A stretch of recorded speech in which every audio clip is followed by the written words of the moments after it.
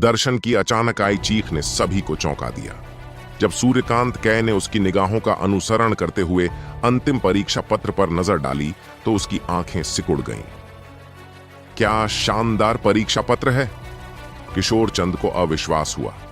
क्या उसने सचमुच ऐसा लिखा है? जवाब सामने था। जब दोनों की तुलना की गई तो यह स्पष्ट था कि कार्तिक का उत्तर आधिकारिक उत्तर से भी ज्यादा चतुराई भरा था।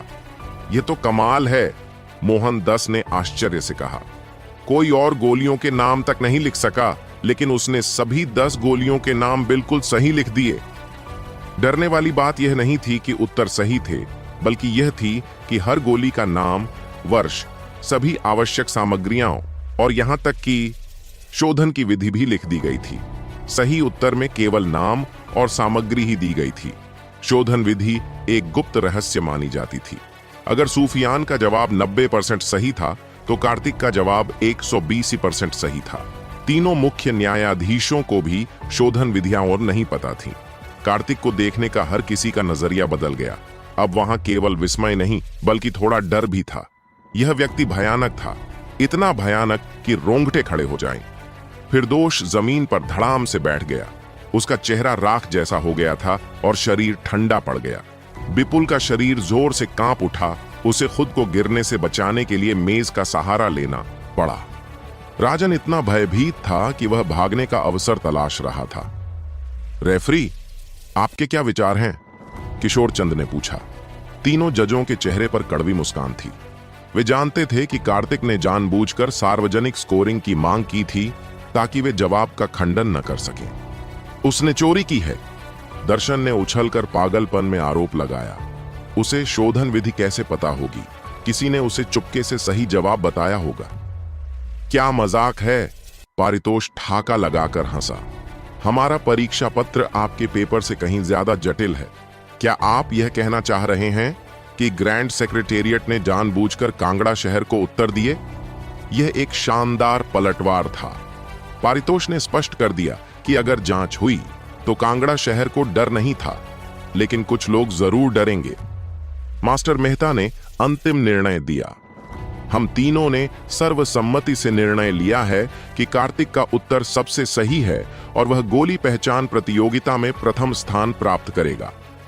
3 दिनों की प्रतियोगिता के बाद कार्तिक ने पूर्ण लाभ के साथ चैंपियनशिप जीत ली।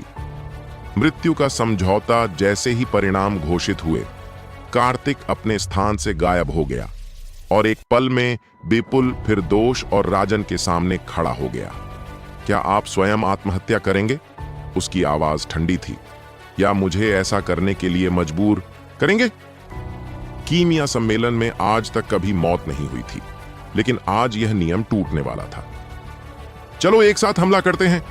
फिरदोश ने दांत पीसते हुए अपनी लंबी तलवार उठाई और धावा बोल दिया। राजन और विपुल भी उसके पीछे हो लिए। कार्तिक ने ठंडी हंसी हंसी। अचानक मैदान पर उसकी 3 आकृतियां प्रकट हुईं जो एक साथ उन तीनों की ओर दौड़ी। गति बहुत तीव्र है। गुरु, मुझे बचा लो। विपुल और राजन मदद के लिए चिल्लाए।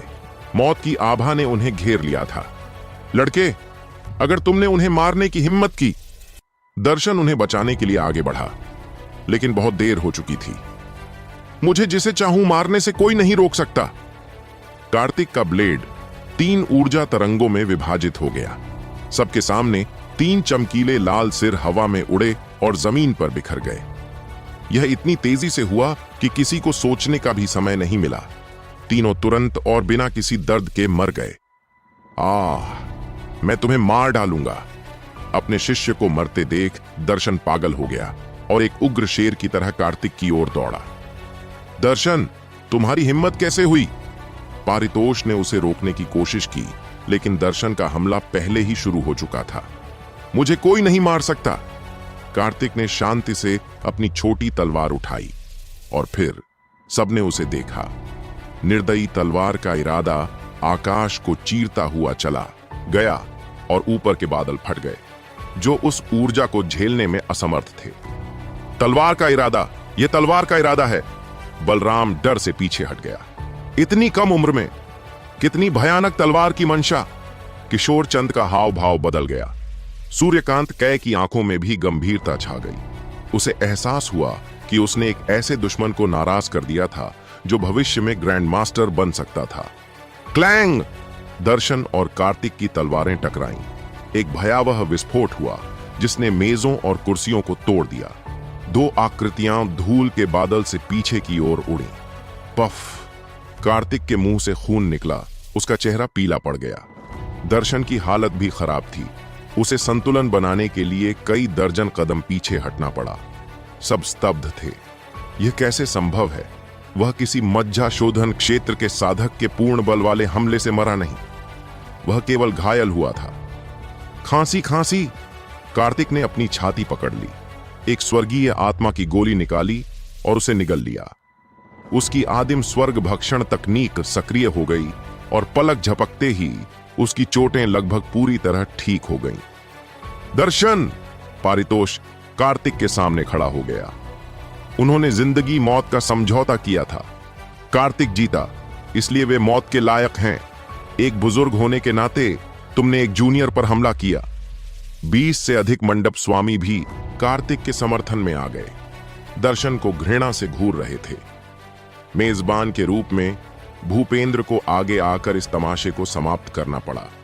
दर्शन यह जानते हुए कि वह अब जीत नहीं सकता, केवल दांत पीस कर रह गया। दिलजीत ने जल्दी से पुरस्कार प्रदान किए। सूफियान और विनीत को तीसरी श्रेणी की गोलियां मिलीं और कार्तिक को प्रथम स्थान के लिए चौथी श्रेणी की गोली। कार्तिक ने चीनी मिट्टी की बोतल ली, उसे खोला और बिना किसी हिचकिचाहट के सबके सामने उस गोली को निगल लिया। क्या वह पागल हो गया है? एक ने चिल्लाया।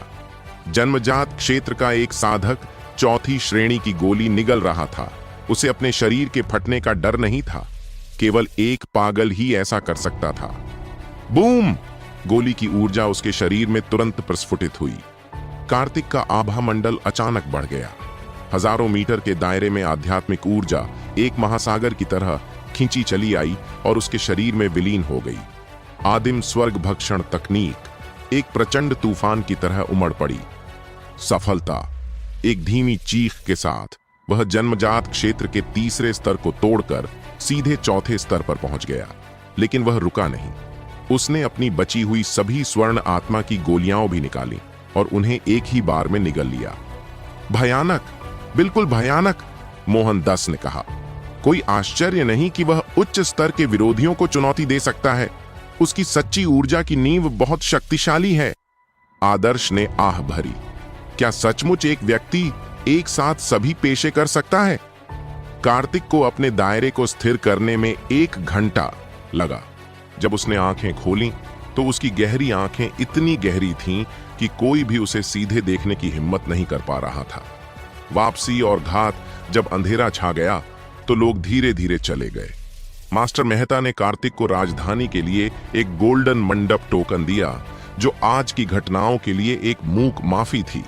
अप्रत्याशित जटिलताओं से बचने के लिए पारितोष, कार्तिक और सदानंद ने रातों रात कांगड़ा शहर लौटने का फैसला किया। गाड़ी में वे इस बात पर सहमत हुए कि गोली पहचान का जवाब निश्चित रूप से सूर्यकांत कै ने ही लीक किया था। वे मुझे मारना चाहते हैं, कार्तिक ने कहा। मैं स्वयं इस मामले की जांच करूंगा। पारितोष ने कार्तिक की चिंता को भांप लिया। क्या तुम जैन परिवार के बारे में चिंतित हो? जनवरी के अंत की समय सीमा, जब कार्तिक ने पांचाल परिवार का सफाया करने की कसम खाई थी, बस 2 दिन दूर थी। मुझे बुरा लग रहा है, कार्तिक ने भौहें सिकोड़ लीं। उसे त्रिवेदी या पांचाल परिवार की चिंता नहीं थी। उसे जिनेश परिवार की चिंता थी, जो कांगड़ा शहर में रहस्यमय आग लगने के बाद प्रकट हुआ था। जैसे ही वे यात्रा कर रहे थे, कार्तिक को अचानक आने वाले संकट का एहसास हुआ। अरे नहीं, गाड़ी से उतरो! वह चिल्लाया और बाहर कूद गया। बूम! जिस क्षण वे बाहर निकले, पूरी जमीन फट गई। गाड़ी और चारों दिव्य घोड़े टुकड़े टुकड़े हो गए। किसी ने जमीन के नीचे बारूद गाड़ दिया था। सदानंद, जो गाड़ी चला रहा था, विस्फोट से घायल हो गया। उसका दाहिना हाथ खून से लथपथ था। चुपके चुपके घूमना बंद करो और बाहर आओ। पारितोष ने घने जंगल की ओर दहाड़ लगाई। 20 से ज्यादा काली आकृतियां उभरी। उनका नेता आगे बढ़ा और उसकी आवाज जानी पहचानी थी। दर्शन, ये तुम हो? पारितोष की आंखें सिकुड़ गईं। हाँ, ये मैं हूं, दर्शन ने गुस्से से लाल आंखों से कहा। आज रात तुम्हारी मौत का दिन है। उसके साथ ललित और 20 से ज्यादा विशेषज्ञ थे। दर्शन ने सब कुछ उगल दिया। कल ही हमने यहां बारूद लगा दिया था। अलीपुर से कांगड़ा शहर तक एक छोटा रास्ता है जिसके बारे में हमें पैवेलियन मास्टर सूर्यकांत ने बताया था। यह सब सूर्यकांत कै की साजिश थी। वह उन्हें जिंदा वापस नहीं जाने देना चाहता था। रात का नरसंहार दर्शन और ललित ने पारितोष को घेर लिया। दोनों ही मज्जा सफाई क्षेत्र में थे और दूसरे तरफ 20 से अधिक काले वस्त्रधारी विशेषज्ञों ने कार्तिक को घेर लिया। सब लोग आत्म सफाई क्षेत्र के साधक थे और सदानंद घायल था। बच्चे, या तो तुम खुद को मार डालो या हम ऐसा करेंगे। तुम यहीं रहो, कार्तिक ने सदानंद से कहा। मर जाओ। काले कपड़ों वाले लोगों ने एक साथ हमला किया। कार्तिक का शरीर धुंधला हो गया और वह उनके हमलों से बच निकला। तुम बेवकूफों को लगता है कि तुम मुझे मार सकते हो। उसने अपनी छोटी तलवार खींची। ब्लड रेनबो ब्लेड तकनीक और 7 सितारा कदमों का उपयोग करते हुए वह एक प्रेत की तरह उनके बीच से निकल गया। उसकी भूत नेत्र तकनीक की मदद से उनकी हर हरकत कार्तिक की आंखों में धीमी गति में दिखाई दे रही थी। मर जाओ। कार्तिक ने अपनी तलवार का इरादा उजागर किया। भयानक तलवार की मंशा ने उन सभी को अपनी जगह पर जकड़ लिया। हिस्सा हिस्सा हिस्सा। खून की फुहारें फूट पड़ी। इससे पहले कि वे प्रतिक्रिया दे पाते, काले कपड़े पहने 10 आदमी गायब हो गए। उनके सिर हवा में फट गए। दर्शन और ललित, जो पारितोष से लड़ रहे थे, यह देखकर स्तब्ध रह गए। उन्होंने कार्तिक को एक प्रमुख क्षेत्र में छलांग लगाते हुए और विशेषज्ञों को सुअरों की तरह मारते हुए देखा। चलो मिलकर हमला करते हैं, पहले पारितोष को मार डालो। दर्शन दहाड़ा। कार्तिक भागो, पारितोष चिल्लाया, लेकिन कार्तिक भावुक हो गया। पारितोष ने उसे एक दोस्त माना था, वह उसे अकेला नहीं छोड़ सकता था। शेष 14 काले आदमियों ने एक संरचना बनाई। तुम्हारी हिम्मत इतनी घटिया रचनाएं लाने की, कार्तिक ने उपहास किया। वह जो संरचनाओं का विशेषज्ञ था, एक ही नजर में उनकी कमजोरी, उनके पैर देख सकता था। स्नैप! उसने 2 लोगों के पैर काट दिए। नेता घबरा गया। जल्दी से यह संदेश मंडप मास्टर सूर्यकांत तक पहुंचा दें। उसने पीछे हटने का आदेश दिया। जाने की कोशिश कर रहे हो? कार्तिक ने उनका रास्ता रोक दिया। क्या तुम्हें मेरी इजाजत मिल गई? उसने अपनी तलवार की मंशा से उन्हें जकड़ लिया और अपनी नई जागृत लकड़ी तत्व सच्ची छी का इस्तेमाल किया। Bang bang bang! हवा में विस्फोटों की एक श्रृंखला गूंज उठी और शेष सभी लोग खून और मांस के टुकड़ों में बदल गए। सदानंद, जो यह सब देख रहा था, सदमे में था। यह लड़ाई नहीं थी, यह एक तरफा नरसंहार था। मज्जा शोधन क्षेत्र का पतन। कार्तिक घने जंगल में उतरा, जहां पारितोष और ललित की लड़ाई चल रही थी। तुमने उन सबको कैसे मार डाला? ललित ने हकलाते हुए पूछा। दर्शन, भाई ललित, तुम पारितोष को रोको, दर्शन ने आदेश दिया। मैं उसे अपने हाथों से मारना चाहता हूं। दर्शन ने कार्तिक पर हमला किया। यह कार्तिक का पहली बार था जब वह मज्जा शोधन क्षेत्र के किसी विशेषज्ञ से गंभीरता से लड़ रहा था। कार्तिक ने तुरंत अपनी भूत नेत्र तकनीक का इस्तेमाल किया। लड़ाई नहीं की, बल्कि विश्लेषण किया। कुछ ही सांसों में उसने दर्शन की चेजिंग विंड 27 स्वॉर्ड्स तकनीक में 8 गंभीर खामियां ढूंढ निकाली। बच्चे, छिपना बंद करो, दर्शन गुस्से में दहाड़ा, क्योंकि कार्तिक उसकी हर चाल से आसानी से बच रहा था। कार्तिक उसे जानबूझकर घने अंधेरे जंगल में खींच लाया। संप्रदाय गुरु युन, कार्तिक ने मुस्कुराते हुए पूछा, क्या तुम नहीं जानते कि सूर्यकांत के तुम दोनों का इस्तेमाल मुझे मारने के लिए कर रहा है? क्या तुम्हें लगता है कि मुझे नहीं पता? दर्शन ने कबूल किया। जब तक मैं तुम्हें मार दूं, इससे क्या फर्क पड़ता है कि वह मेरा इस्तेमाल कर रहा है? जैसा कि अपेक्षित था, कार्तिक ने पुष्टि की कि सूर्यकांत ही मास्टरमाइंड था। क्या तुमने अपने आखिरी शब्द कह दिए हैं? दर्शन ने अपनी पूरी मज्जा शोधन शक्ति का उपयोग करते हुए हमला किया। दर्शन, मरने के लिए तैयार हो जाओ, कार्तिक दहाड़ा। भूत नेत्र तकनीक, मार डालो। इस बार यह कोई विश्लेषण नहीं था, यह एक शुद्ध आत्मिक हमला था। आत्माओं का एक सुनहरा समुद्र कार्तिक की दाहिनी पुतली से फट गया और सीधे दर्शन की आंखों और आत्मा सागर में घुस गया। दर्शन अपने सिर को पकड़कर जमीन पर लौटने लगा। उसे असहनीय पीड़ा हो रही थी, मानो उसकी आत्मा को चीर दिया गया हो। कार्तिक, जो जानता था कि यह हमला उसे केवल आधी सांस तक ही रोक सकता है, अपनी पूरी ताकत से आगे बढ़ा। दर्शन अपनी चेतना के आखिरी अंश के साथ घातक प्रहार से बचने के लिए लुढ़क गया, लेकिन छोटी तलवार ने उसकी कमर को चीर दिया, जिससे उसकी आंतें दिखाई देने लगीं। दर्शन दर्द और डर से कांपते हुए भागने की कोशिश करने लगा। मरना! कार्तिक ने अपनी तलवार की मंशा से उसे जकड़ लिया। मुझे मत मारो! दर्शन घुटनों के बल बैठ गया और दया की भीख मांगने लगा। बहुत देर हो चुकी थी। धारदार ब्लेड उसकी गर्दन से गुजर गया।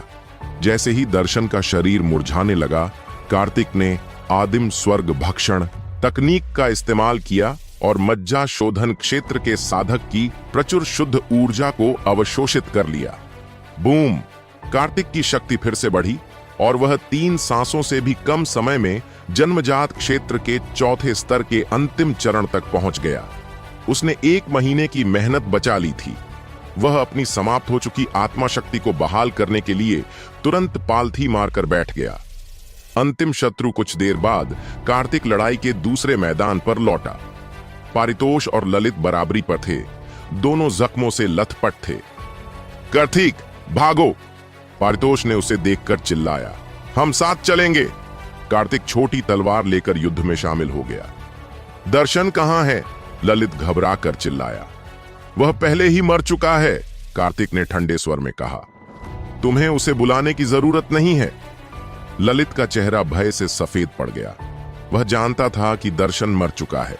वह भागने की कोशिश करने लगा। संप्रदाय गुरु भी, मैं उसे व्यस्त रखूंगा, तुम उसे मार डालोगे, कार्तिक ने आदेश दिया। कार्तिक ने ललित को अपनी तलवार की मंशा और आदिम सच्ची ची, जो सामान्य ची से 10 गुना ज्यादा मोटी थी, के प्रहार से रोक दिया। ललित, अब तुम मर सकते हो। पारितोष ने अपना सबसे शक्तिशाली हमला किया।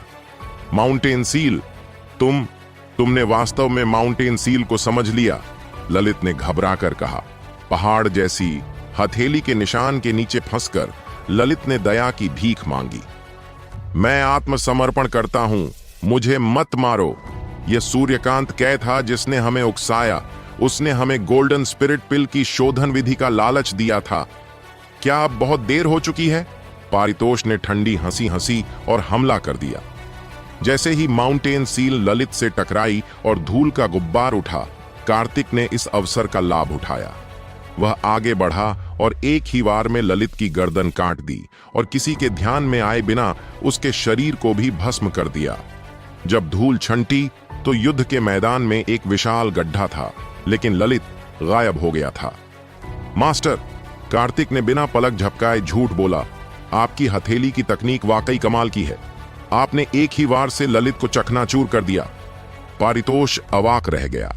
वह जानता था कि उसका हमला इतना शक्तिशाली नहीं था। उसे शक हुआ कि कार्तिक का इस गायब होने से कोई लेना देना है, लेकिन उसके पास कोई सबूत नहीं था। उसने फैसला किया कि इस मामले को आगे नहीं बढ़ाएगा। हर किसी के अपने राज्य होते हैं। घर वापसी गाड़ी नष्ट हो चुकी थी। उन्हें पैदल ही वापस जाना था। अब समय नहीं है, कार्तिक ने कहा, जो जनवरी की समय सीमा को लेकर चिंतित था। मैं पहले जाऊंगा। मैं तुम्हारे साथ चलता हूं, पारितोष ने सदानंद को पीछे रहने के लिए कहा। दोनों ने रात भर यात्रा की। पारितोष यह देखकर हैरान था कि कार्तिक जन्मजात क्षेत्र की गति और सहन शक्ति उसकी मज्जा शोधन क्षेत्र के बराबर थी। अगली सुबह तक वे कांगड़ा शहर पहुंचने वाले थे। उसी समय कांगड़ा शहर में जैन परिवार के मुख्य हॉल के अंदर परिवार के सभी उच्च पदस्थ सदस्य एकत्रित थे।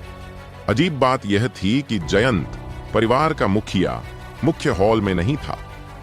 अगले दिन कांगड़ा शहर के द्वार हमेशा की तरह खुले, लेकिन शहर में एक भयानक वीरानी छाई हुई थी। सड़कें सुनसान थीं। इस मौसम में व्यापार अच्छा नहीं होगा, एक दुकानदार ने कहा। बेहतर होगा कि मैं दुकान जल्दी बंद कर दूं। तभी दूर से जमीन के कांपने की आवाज आई। सड़कों पर अफरा तफरी मच गई और दुकानें तुरंत बंद होने लगीं। ये तो पांचाल परिवार और त्रिवेदी परिवार के लोग हैं, एक दुकानदार फुसफुसाया। वे जैन परिवार की तरफ जा रहे हैं। मुझे अब याद आया, दूसरे ने कहा। आज तो जनवरी की आखिरी तारीख है। भीड़ दोनों गुटों के पीछे पीछे जैन परिवार के घर की ओर बढ़ने लगी। युद्ध की तैयारी जैन परिवार के मुख्य हॉल में सभी उच्च अधिकारी इकट्ठा थे। आज सभी 5 हथियार कार्यशालाएं बंद कर दी गई थीं और सभी विशेषज्ञों को परिवार की सुरक्षा के लिए वापस बुला लिया गया था। द्वितीय गुरु, कुछ भयानक हुआ है। एक गार्ड दौड़ता हुआ आया। पांचाल और त्रिवेदी परिवार पूरी ताकत से बाहर आ गए हैं और वे हमसे बस 1 मील दूर हैं। सब लोग सुनो, युद्ध के लिए तैयार हो जाओ। जयेश के आदेश पर पहरेदारों से लेकर नौकरों तक सभी ने अपने हथियार उठाए और जैन परिवार के परिसर के बाहर निकल आए। वे मौत तक लड़ने के लिए तैयार थे।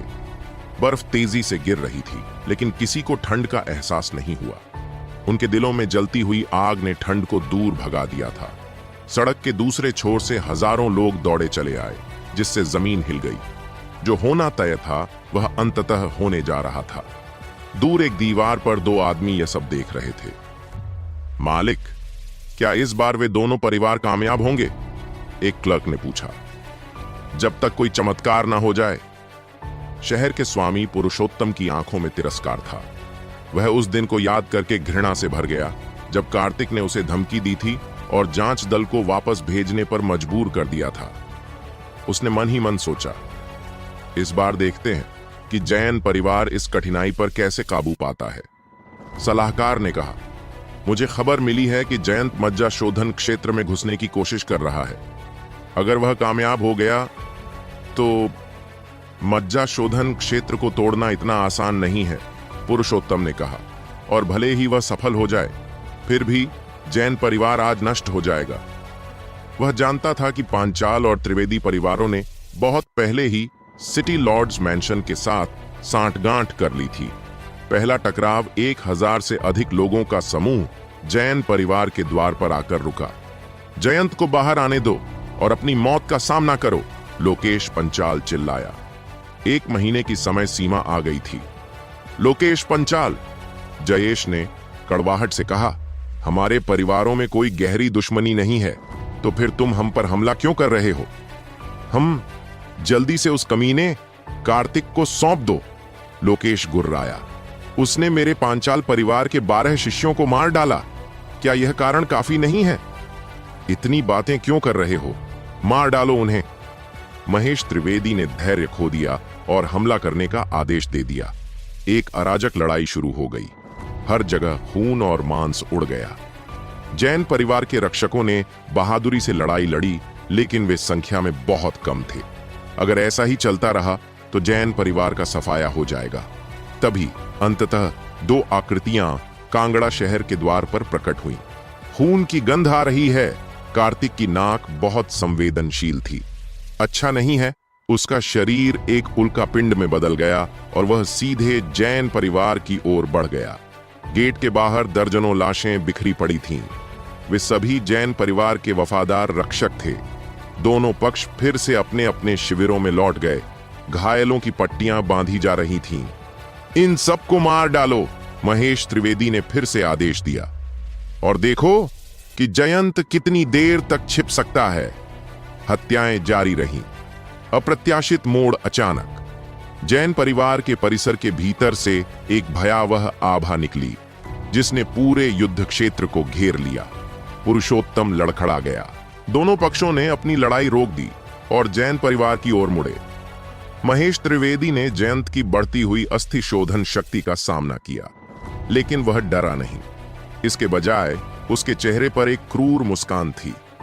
भाई युगांसुर, महेश ने आवाज लगाई, कृपया अपना कदम उठाएं और जयंत को रोकें। भीड़ से जिनेश परिवार का युगांसुर, जो खुद मज्जा शोधन क्षेत्र में था, और 3 अन्य आत्मा शोधन क्षेत्र के विशेषज्ञ बाहर निकले। जयंत की आंखें सिकुड़ गईं। उसे समझ आ गया कि तेल मिल और हथियार कार्यशाला पर हुए हाल के हमले इन्हीं लोगों का काम थे। जयंत, युगानसुर ने अपनी दबंग आवाज में कहा, मेरे जिनेश परिवार के कई सदस्य कांगड़ा शहर में रहस्यमय तरीके से गायब हो गए हैं। अगर मैं कहूं कि इसका तुम्हारे परिवार से संबंध है तो संबंध है। पुरुषोत्तम ने ठंडी मुस्कान दी। उसे बहुत पहले से पता था कि युगानसुर यहां है।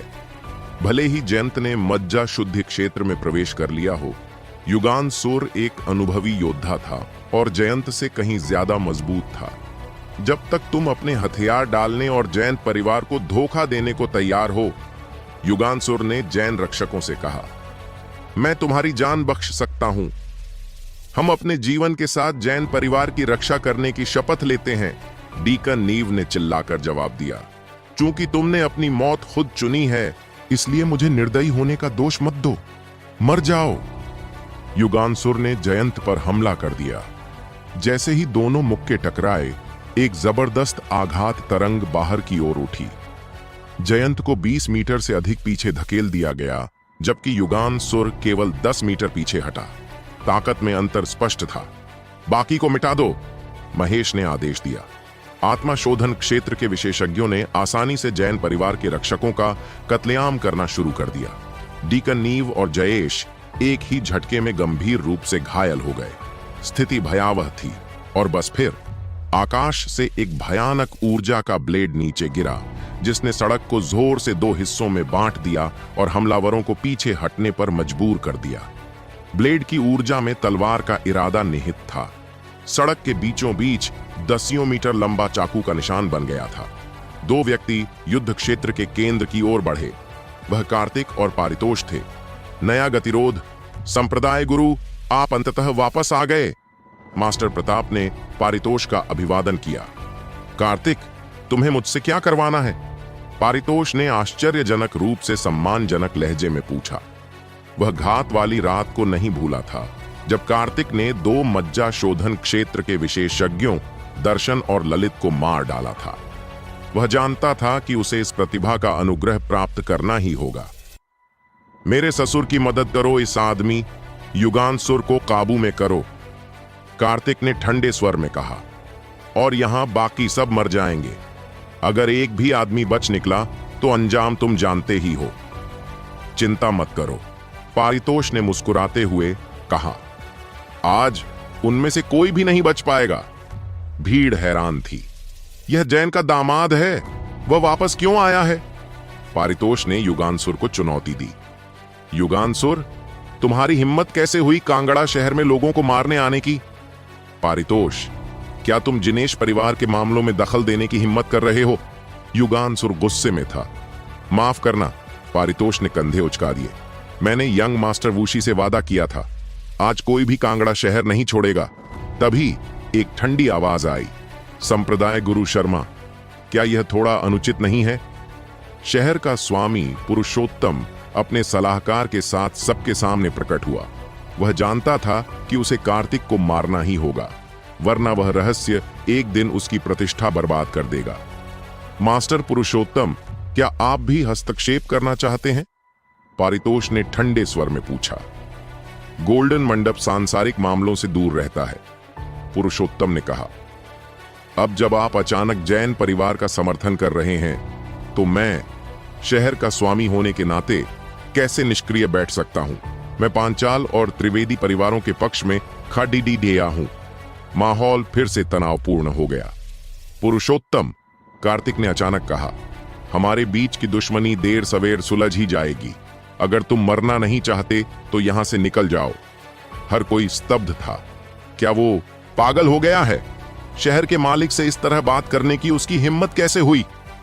पुरुषोत्तम ने अपना गुस्सा दबा लिया। उसका असली मकसद पारितोष को रोकना था। जब तक पारितोष को नियंत्रण में रखा जाएगा, तब तक जैन परिवार के बाकी सदस्य कोई खतरा नहीं रहेंगे। कार्तिक ने पारितोष को सिर हिलाया। वे समझ गए।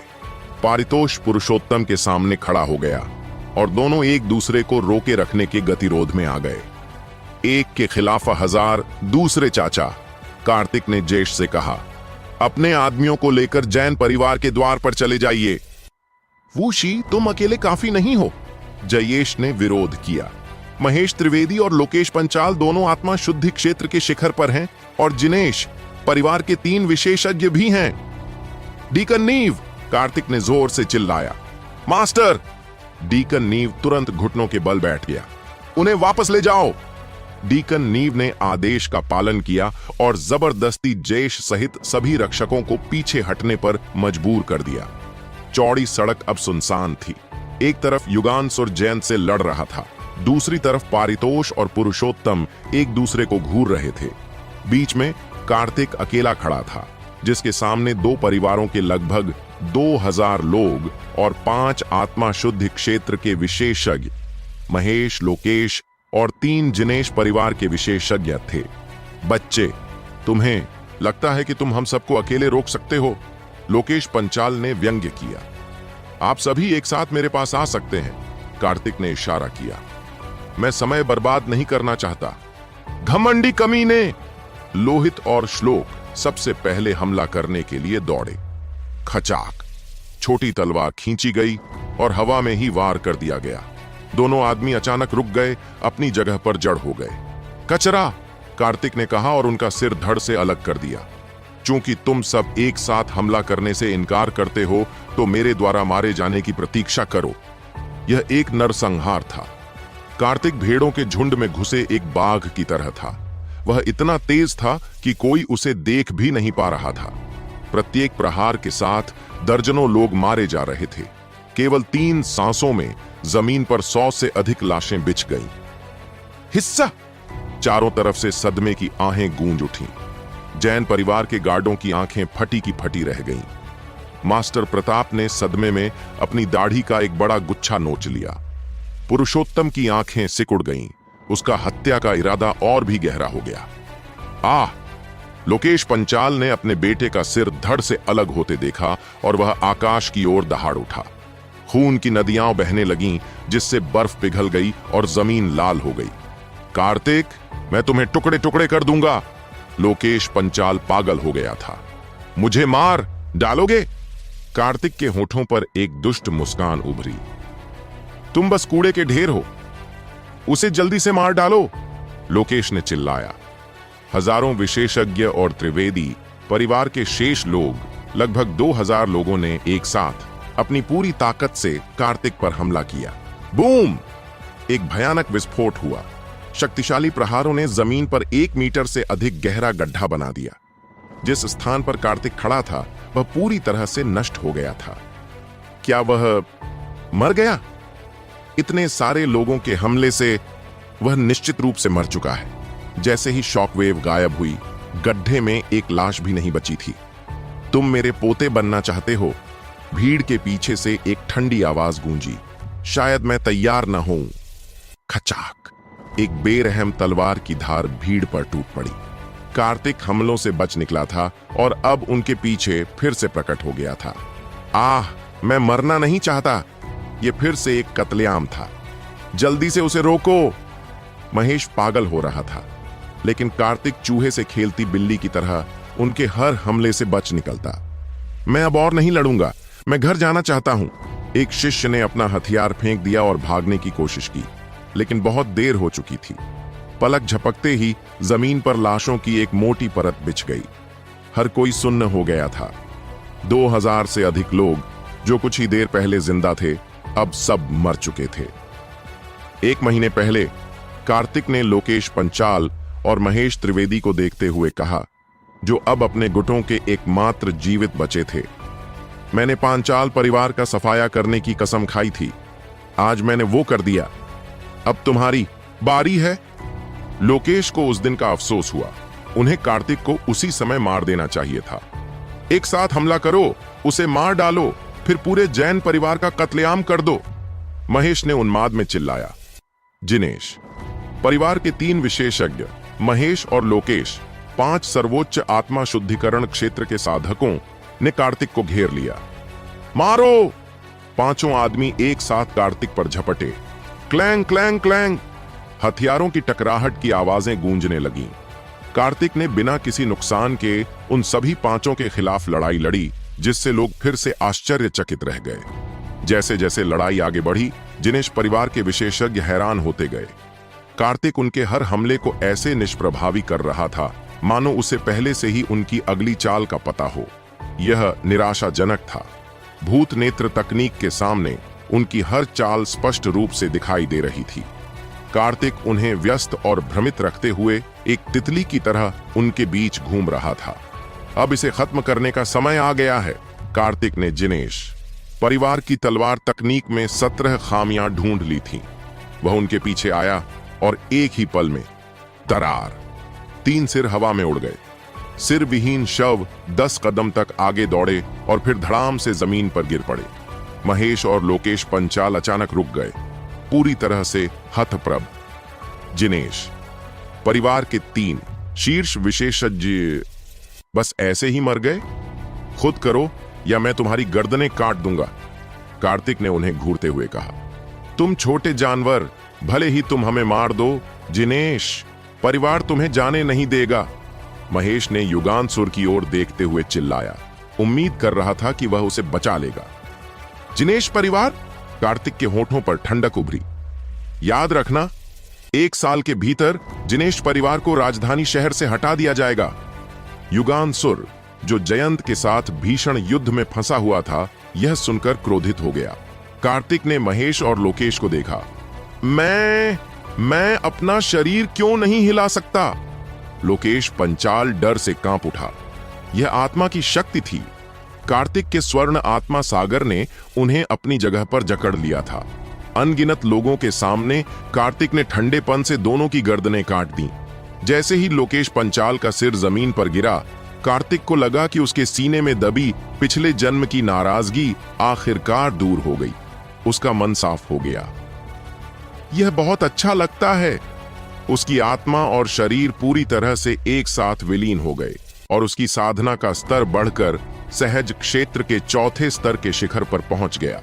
उसकी नजर युगांसुर पर पड़ी, जो अभी भी अपने ससुर के साथ भयंकर लड़ाई में फंसा हुआ था। चलो जिनेश, परिवार का सफाया करके शुरुआत करते हैं। कार्तिक एक उल्कापिंड में बदल गया और अपनी तलवार से युगांसुर पर वार किया। उसका शरीर बहुत पहले ही उस स्थान से गायब हो चुका था। उसके पैर मुश्किल से जमीन को छू रहे थे। वह प्रकाश में एक क्षण भंगुर छाया की तरह था। केवल प्रकाश तकनीक में अत्यंत उच्च कौशल वाला व्यक्ति ही ऐसा कर सकता था। ससुर जी, आगे बढ़िए। ठीक उसी रात की तरह कार्तिक का काम दुश्मनों को रोकना था, जबकि जयंत हत्या के प्रभारी थे। कार्तिक का स्वर्णिम आत्मा सागर अभी हाल ही में ठीक हुआ था, इसलिए वह आसानी से आत्मा पर हमला करने की हिम्मत नहीं कर पा रहा था। आसपास अभी भी शक्तिशाली दुश्मन मौजूद थे, इसलिए उसे अपनी ताकत बचाकर रखनी थी। अच्छा, दोनों में गजब का तालमेल था। जयंत तुरंत कार्तिक की मंशा समझ गए। उनके हाथ में एक लाल तने वाला भाला दिखाई दिया। परिवार के चारों मुखियाओं के हाथों में थैले थे और वे आमतौर पर अपने हथियार थैलों में ही रखते थे। भाले से एक ठंडी रोशनी निकली, मानो समुद्र से कोई अजगर निकल रहा हो और वह सीधे युगांसुर की छाती की ओर बढ़ रहा हो। जिनेश परिवार ने जैन परिवार की 3 तेल मिलों को नष्ट करने के लिए लोगों को भेजा था।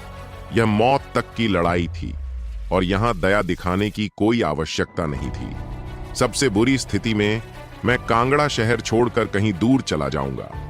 एक तरफ से जयंत का भाला और दूसरी तरफ से कार्तिक का अप्रत्याशोषित हमला। इस 2 तरफा हमले में फंसे युगांसुर के लिए बचने की जगह कम होती जा रही थी। खास तौर पर कार्तिक की ब्लेड ऊर्जा जयंत से भी ज्यादा खतरनाक थी। तेज, विचित्र और अप्रत्याशित। शहर के स्वामी पुरुषोत्तम कोई कदम उठाने को बेताब थे। वह युगांसुर को कांगड़ा शहर में मरने नहीं दे सकते थे, क्योंकि जिनेश परिवार निश्चित रूप से उनसे दुश्मनी पालता। राजधानी शहर में जिनेश परिवार का बहुत दबदबा था। उनकी तुलना में वह एक साधारण नगर स्वामी बहुत तुच्छ थे। जिनेश परिवार के पास अनगिनत विशेषज्ञ थे और शाही परिवार के साथ उनके घनिष्ठ संबंध थे। वे 500 वर्षों से राजधानी शहर में एक विशाल वृक्ष की तरह खड़े थे। मास्टर पुरुषोत्तम, मैं आपको सलाह देता हूं कि आप हस्तक्षेप न करें, पारितोष ने ठंडे स्वर में कहा। अब जब बात यहां तक पहुंच गई थी तो उन्होंने कार्तिक के साथ एक ही पक्ष में खड़े होने का फैसला कर लिया था और अब पीछे मुड़कर नहीं देखा जा सकता था। पारितोष ने पुरुषोत्तम का रास्ता रोक दिया था। जैसे ही वह कोई कदम उठाते, पारितोष उन्हें रोक देता। मास्टर पुरुषोत्तम, आपको मुझे धमकी देने की जरूरत नहीं है, पारितोष ने कहा। दानबाव मंडप महान पथ राजवंश से संबद्ध नहीं है। कार्तिक हमारे दानबाव मंडप के मुख्य कीमियागर हैं। अगर उन्हें कुछ हुआ तो आप परिणाम जानते हैं। यह पहचान पुरुषोत्तम को चौंका देने के लिए काफी थी। कार्तिक दानबाव मंडप का मुख्य कीमियागर कब बना? अगर यह सच था तो उसे मारना वाकई मुश्किल होगा, जब तक कि आप उसे चुपके से न मार दें। दानबाव मंडप जैसे विशालकाय संगठन को नाराज करने का अंत अच्छा नहीं होगा। उधर कार्तिक की छोटी तलवार हवा में फट गई। भयानक तलवार के इरादे ने युगानसुर को पूरी तरह से असहज कर दिया। मौत के खतरे ने युगानसुर को दांत पीसने पर मजबूर कर दिया। उसने अचानक जयंत पर हमला छोड़कर अपनी लंबी तलवार को अजीब तरह से लहराते हुए सीधा कार्तिक पर हमला किया। तुलनात्मक रूप से उसकी नजर में कार्तिक जयंत से अधिक खतरा था। जयंत एक निश्चित उम्र तक पहुंच गए थे और उनका विकास सीमित था, लेकिन कार्तिक अलग था। वह केवल 18 वर्ष का था और उसके सामने एक लंबा रास्ता था। कार्तिक सावधान, जयंत चिल्लाए। उन्हें उम्मीद नहीं थी कि युगानसुर अचानक अपना निशाना बदल देगा। शाबाश, कार्तिक पीछे हटने के बजाय आगे बढ़ा। उसकी भूत नेत्र तकनीक सक्रिय थी, जिससे युगानसुर की तलवार की हर गतिविधि स्पष्ट रूप से दिखाई दे रही थी।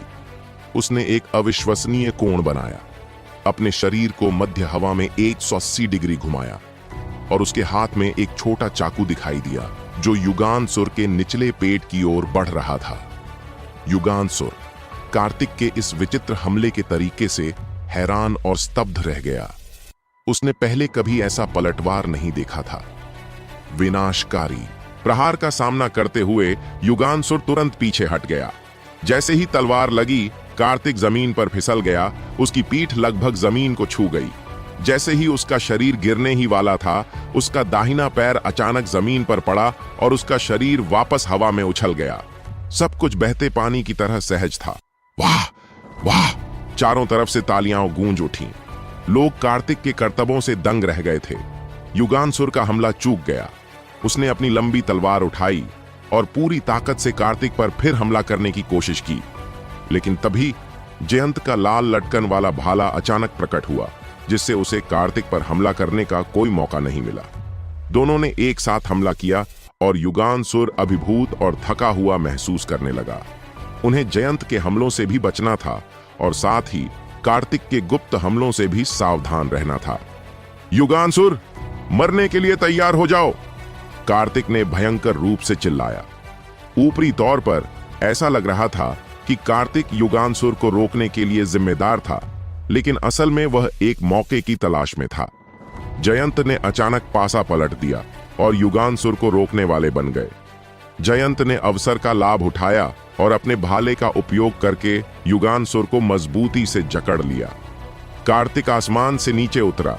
यही उसकी असली मारक चाल थी। अनगिनत हमलों के बाद कार्तिक को आखिरकार युगानसुर की कमजोरी का पता चल गया था। उसकी कमजोरी उसके सिर के ऊपर स्थित बाईं हुई एक्यूपॉइंट थी। युगानसुर भयभीत हो गया और कार्तिक के घातक प्रहार से बचने के लिए तेजी से पीछे हट गया, लेकिन बहुत देर हो चुकी थी। यह दृश्य पुरुषोत्तम की नजर में आया और उसकी आंखें गंभीर हो गईं।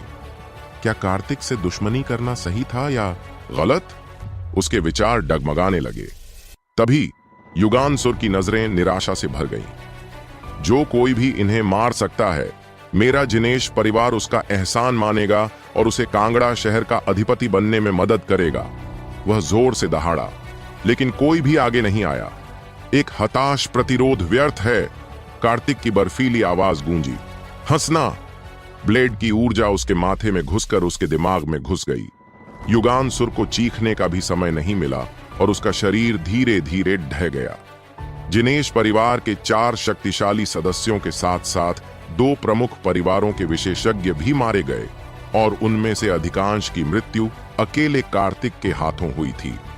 पूरी सड़क पर मौत जैसा सन्नाटा छा गया। क्या यह सब ऐसे ही खत्म हो गया? कई दुकानदारों को अंततः समझ आया कि क्या हो गया है। कांगड़ा शहर में स्थिति बदलने वाली है। जयंत ने आदेश दिया, दूसरे भाई, तुम तुरंत त्रिवेदी और पांचाल परिवारों के लोगों को ले जाओ और उनका पूरी तरह से सफाया कर दो। जो आत्मसमर्पण करें उन्हें कांगड़ा शहर से निकाल दिया जाना चाहिए। हाँ, जयेश, स्टीवर्ड, नीव और कई 100 गार्डों के साथ 2 समूहों में विभाजित होकर निकल पड़े। कार्तिक! जयंत कार्तिक के पास गए, उसके कंधे पर थपथपाया और उनके चेहरे पर एक राहत भरी मुस्कान दिखाई दी। समय पर वापस आने के लिए तुम्हारा धन्यवाद, अन्यथा परिणाम अकल्पनीय होते। कार्तिक ने सिर हिलाया और पारितोष और पुरुषोत्तम की ओर चल पड़ा। मास्टर पुरुषोत्तम, कार्तिक ने शांति से कहा, आज जो हुआ उसे मैं याद रखूंगा।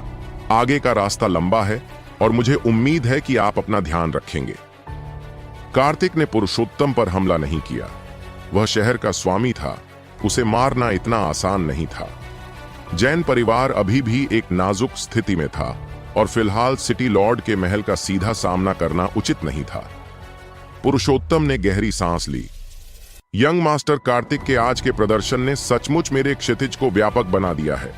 जैसा आपने कहा, आगे एक लंबा रास्ता है। यह कहकर वह मुड़े और नगर के स्वामी के भवन की ओर चल पड़े।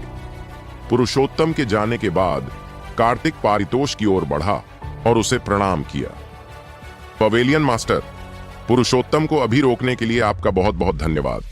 मैं आज आपकी इस महान दयालुता को याद रखूंगा। हम एक दूसरे के साथ इतने विनम्र क्यों हैं? पारितोष मुस्कुराया। चलो, दानबाव मंडप में ज्यादा बार आते रहना। कार्तिक जानता था कि पारितोष क्या चाहता था। वह बस उसके पास मौजूद कई कीमिया तकनीकें चाहता था।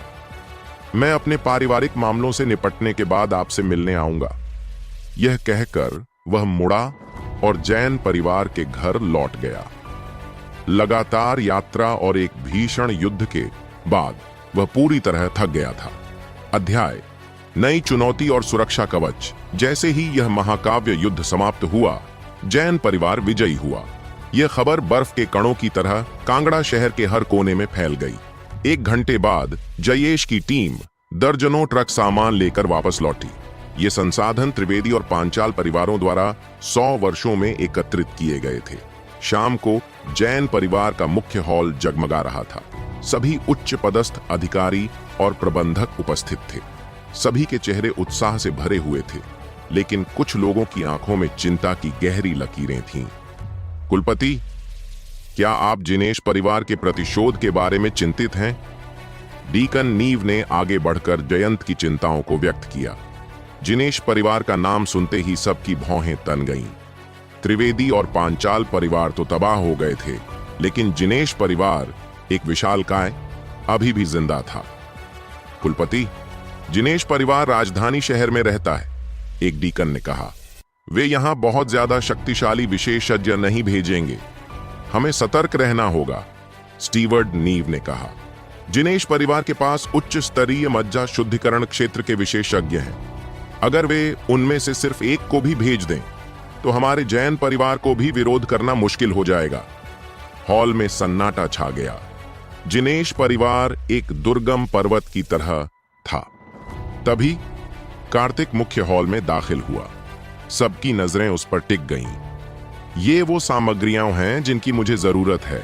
कार्तिक ने सीधे मुद्दे पर आते हुए एक सूची सामने रखी। मुझे परवाह नहीं कि आप कौन से तरीके अपनाते हैं, इन्हें जल्द से जल्द इकट्ठा करो। मैं 10 दिनों के भीतर एक रक्षात्मक संरचना स्थापित करने की कोशिश करूंगा।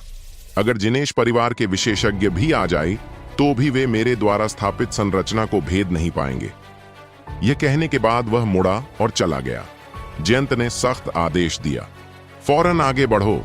चाहे तुम्हें कांगड़ा शहर को उलट पुलट ही क्यों न करना पड़े, तुम्हें यह सारी सामग्री इकट्ठा करनी ही होगी। उसी रात आरती परिवार में भी हलचल थी। कुलपिता, एक शिष्य ने कहा, खबर मिली है कि जैन परिवार बड़े पैमाने पर सामग्री इकट्ठा कर रहा है। गीत परिवार के मुखिया रोशन ने अपने बेटे रोहन को बुलाया। हमारे आरती परिवार का भाग्य तुम्हारे कंधों पर टिका है। ये चीजें ले जाओ और तुरंत जैन परिवार तक पहुंचा दो। आधी रात को रोहन सामान से भरी एक गाड़ी लेकर जैन परिवार के घर पहुंचा। जयंत अभी भी मुख्य हॉल में जाग रहे थे। अंकल जयंत, रोहन ने सम्मान में सिर झुकाया। मेरे पिता ने मुझे आपको ये चीजें देने के लिए कहा था। उन्होंने कहा कि जैन परिवार को इन चीजों की तुरंत जरूरत है। प्रबंधक ने बक्से को खोला और उसके अंदर संरचना स्थापित करने के लिए बड़ी मात्रा में दुर्लभ सामग्री पाई।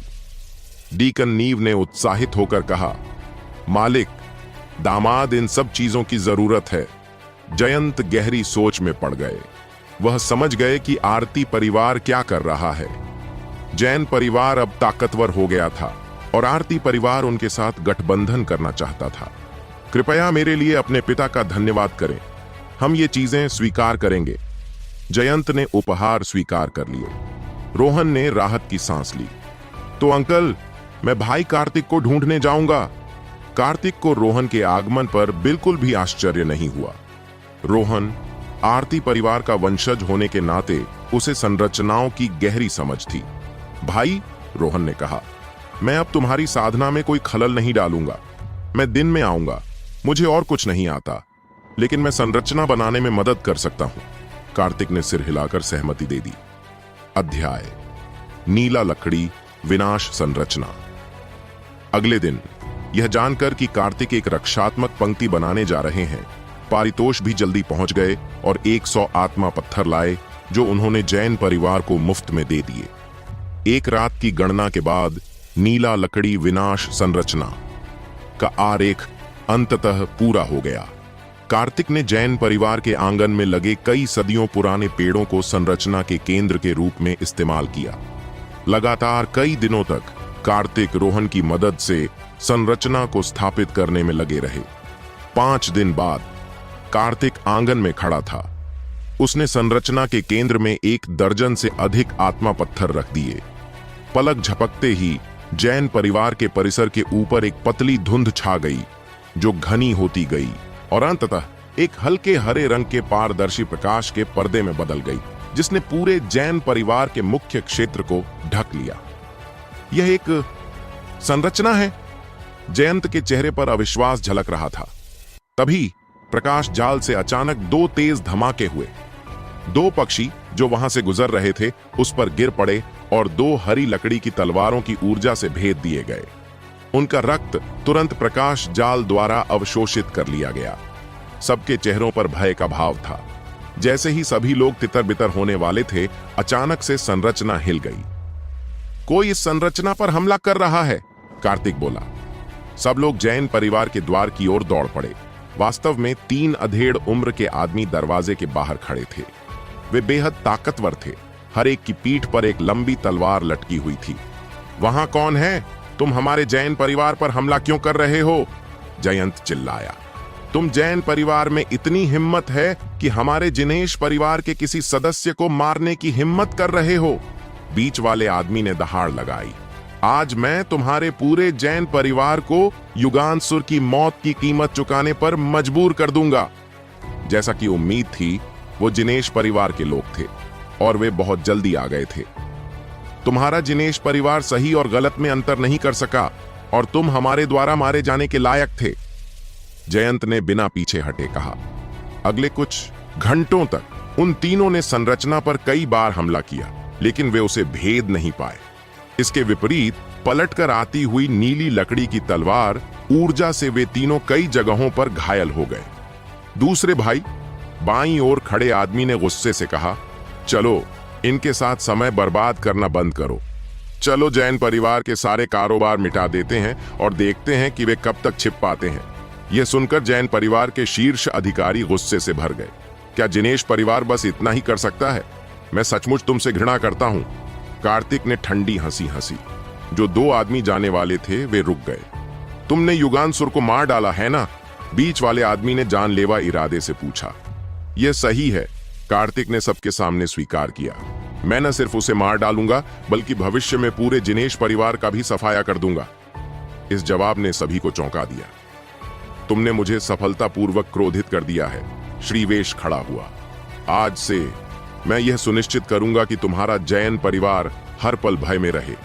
जैसे ही वे जैन परिवार के व्यवसायों को नष्ट करने के लिए जाने लगे, सड़क के दूसरे छोर से एक गाड़ी के लुढ़कने की आवाज आई। एक शानदार गाड़ी सड़कों पर तेजी से चलती हुई जैन परिवार के गेट के करीब पहुंचती जा रही थी। हमारे अतिरिक्त सैनिक आ गए हैं। कार्तिक ने जेड टोकन निकाला और संरचना से बाहर निकल गया। जयंत और अन्य डीकन भी उसके पीछे हो लिए। गाड़ी रुकी, पर्दा खुला और एक छोटा सा पैर बाहर निकला। उसके पीछे गहरे हरे रंग की पोशाक में एक महिला गाड़ी से उतरी। ठंडे भाव के साथ उसकी निगाहें कार्तिक पर टिक गईं। नेहा, तुम यहां क्यों आई हो? जिनेश परिवार के तीनों विशेषज्ञ इस महिला को देखकर थोड़ा हिल गए, जिससे उनमें भय और डर का भाव प्रकट हुआ। क्या मुझे नहीं आना चाहिए था? नेहा नाम की महिला ने कहा। अगर मैं नहीं आई होती तो तुम्हारा जिनेश परिवार हमारे दानबाव मंडप के कीमियागरों को मार डालता। तुम्हारी हिम्मत कैसे हुई? तीनों को एक अजीब सी सिहरन हुई। मिस नेहा, श्रीवेश संभलते हुए बोला, इस लड़के ने मेरे जिनेश परिवार के सदस्यों को मार डाला। यहां तक कि दानबाव मंडप भी उसकी रक्षा नहीं कर सकता। मैं आज उसकी रक्षा कर रही हूं, इसमें क्या समस्या है? नेहा ने दबंगई से कहा। मिस नेहा, श्रीवेश ने जोर से कहा, यह अनुचित है। वह कांगड़ा शहर की एक छोटी शाखा का एक कीमियागर है।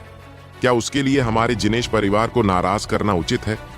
श्रीवेश, तुम्हें अभी तक यह पता नहीं है ना? पारितोष आगे बढ़ा। यंग मास्टर कार्तिक इस साल के कीमिया टूर्नामेंट के चैंपियन हैं। यह खबर सुनकर श्रीवेश की आंखें सिकुड़ गईं और कार्तिक के प्रति उसकी नफरत और भी बढ़ गई। इस व्यक्ति में ना केवल मार्शल आर्ट में अद्भुत प्रतिभा थी, बल्कि कीमिया में भी उच्च प्रतिभा थी। मिस नेहा, क्या तुम सच में इस व्यक्ति की रक्षा करने जा रही हो? श्रीवेश ने गहरी सांस ली। अगर इस रंजिश का बदला नहीं लिया गया तो जिनेश परिवार राजधानी में अपनी पकड़ कैसे बनाए रख पाएगा? अभी वापस जाओ, नेहा ने कहा, और निकुंज जैसे कहो कि यह आदमी मेरे दानबाव मंडप के संरक्षण में है। अगर उसमें हिम्मत है तो आकर मुझसे बात करे। नेहा के मुंह से एक बेहद तेज आभा निकली, जो अचानक उन तीनों पर छा गई। इतनी कम उम्र में मज्जा शोधन क्षेत्र के 5वें स्तर तक पहुंचकर उसने वहां मौजूद सभी लोगों को आश्चर्यचकित कर दिया था। श्रीवेश जानता था कि जिनेश परिवार की स्थिति को हिलाया नहीं जा सकता। कांगड़ा शहर में उनके 4 विशेषज्ञों की बेवजह मौत हो गई थी। अगर इस रंजिश का बदला नहीं लिया गया तो जिनेश परिवार राजधानी में अपनी पकड़ कैसे बनाए रख पाएगा? वे उपहास का पात्र बन जाएंगे। ये शक्तिशाली परिवार अपनी प्रतिष्ठा को अपने जीवन से अधिक महत्व देते थे। अभी वापस जाओ, नेहा ने ठंडे स्वर में कहा, और निकुंज से कहो कि यह आदमी मेरे दानबाव मंडप के संरक्षण में है। अगर उसमें हिम्मत है तो आकर मुझसे बात करे। यह कहते ही नेहा के शरीर से एक बेहद तेज आभा निकली, जो अचानक उन तीनों पर छा गई। उस भयानक शक्ति ने जमीन पर लगे नीले पत्थरों को उखाड़ दिया, जिससे वे टुकड़े टुकड़े होकर श्रीवेश और उसके साथियों की ओर बढ़े, जो डर के मारे तुरंत पीछे हट गए। इतनी कम उम्र में मज्जा शोधन क्षेत्र के 5वें स्तर तक पहुंचकर उसने वहां मौजूद सभी लोगों को आश्चर्यचकित कर दिया था। कार्तिक की आंखें भी सिकुड़ गईं। उसने नेहा की ताकत को कम करके आंका था। उसने सोचा था कि वे एक साधारण कीमियागर को भेजेंगे, लेकिन लगता है उसने पिल ट्रेजर पैवेलियन में अपनी हैसियत को कम करके आंका था। कीमिया प्रतियोगिता के हर विजेता को बहुत सम्मान दिया जाता है। कार्तिक के अचानक उभरने से कांगड़ा शहर में दानबाव मंडप की स्थिति लगातार बढ़ गई थी। मिस नेहा, आप हद से ज्यादा आगे बढ़ गई हैं, श्रीवेश ने हिम्मत जुटाते हुए कहा। मुझे यकीन नहीं है कि आप हमेशा के लिए कांगड़ा शहर में रह सकती हैं। जिनेश परिवार को जिसे चाहे मारने से कोई नहीं रोक सकता। दोनों पक्षों ने शिष्टाचार का सारा दिखावा पूरी तरह से तोड़ दिया था। एक पक्ष कार्तिक को बचाना चाहता था, जबकि दूसरा उसे मारने पर तुल्ला हुआ था। अगर मैं तुम्हें सबक नहीं सिखाऊंगी तो तुम सचमुच मेरी बातों को हल्के में लोगे। नेहा का शरीर अचानक उस जगह से गायब हो गया और रहस्यमय तरीके से श्रीवेश और अन्य 2 के सामने प्रकट हो गया। ताली, ताली, ताली! सड़क पर थप्पड़ों की गूंजती आवाज सुनाई दी। श्रीवेश और उसके 2 साथियों को जो मज्जा शोधन क्षेत्र के शक्तिशाली विशेषज्ञ थे, 1 दर्जन से ज्यादा थप्पड़ मारे गए। उनके शरीर जोरदार आवाज के साथ दीवार से टकराए और फिर मलबे में दब गए। अगर निकुंज जे यहां होता भी तो भी वह मुझसे इस तरह बात करने की हिम्मत नहीं करता। तुम लोग क्या चीज हो? नेहा ने अपना हाथ ऐसे हटा लिया जैसे उसने कोई बहुत ही साधारण काम किया हो। जयंत, पारितोष और अन्य सभी अधिकारी पूरी तरह से हतप्रभ थे। तीनों व्यक्ति मलबे से बाहर रेंगते हुए निकले। उनके मुंह खून से भरे हुए थे। वे नेहा के सामने कुछ भी नहीं थे, इसलिए उनकी भयावह निगाहें कार्तिक की ओर मुड़ गईं। बच्चे, श्रीवेश ने खून थूकते हुए कहा, अगर तुम हमेशा के लिए यहीं नहीं रहे तो मुझे नहीं लगता कि तुम कांगड़ा शहर कभी छोड़ पाओगे। जब तक तुम बाहर नहीं आओगे, हम शहर के बाहर पहरा देंगे। नेहा शक्तिशाली थी, लेकिन शायद वह भी उन तीनों को मारने की हिम्मत नहीं करती, क्योंकि इससे बात और बिगड़ जाती। तुम मौत को दावत दे रहे हो। नेहा ने उन्हें मारने के इरादे से अपना हाथ उठाया। इंतजार! कार्तिक ने अचानक नेहा को रोक दिया। सभी की नजरें कार्तिक के चेहरे पर टिक गईं, जिसमें नेहा भी शामिल थी। आपकी नेक मदद के लिए शुक्रिया मिस नेहा। कार्तिक ने नेहा को प्रणाम किया। मैं तहे दिल से आपका आभारी हूं। फिर श्रीवेश और बाकी दोनों को देखते हुए कार्तिक ने दृढ़ता से कहा, मुझे पता है कि तुम सब मुझे मारना चाहते हो। क्यों ना हम एक समझौते पर हस्ताक्षर कर दें? 1 साल के अंदर जिनेश परिवार को कांगड़ा शहर में कदम रखने की इजाजत नहीं होगी और मुझे अपनी रक्षा के लिए दानबाव मंडप की जरूरत नहीं है। जब तक तुम मुझे मारने की क्षमता रखते हो, मैं बिना किसी पछतावे के मर जाऊंगा। यह सुनकर पूरा जैन परिवार भावुक हो गया।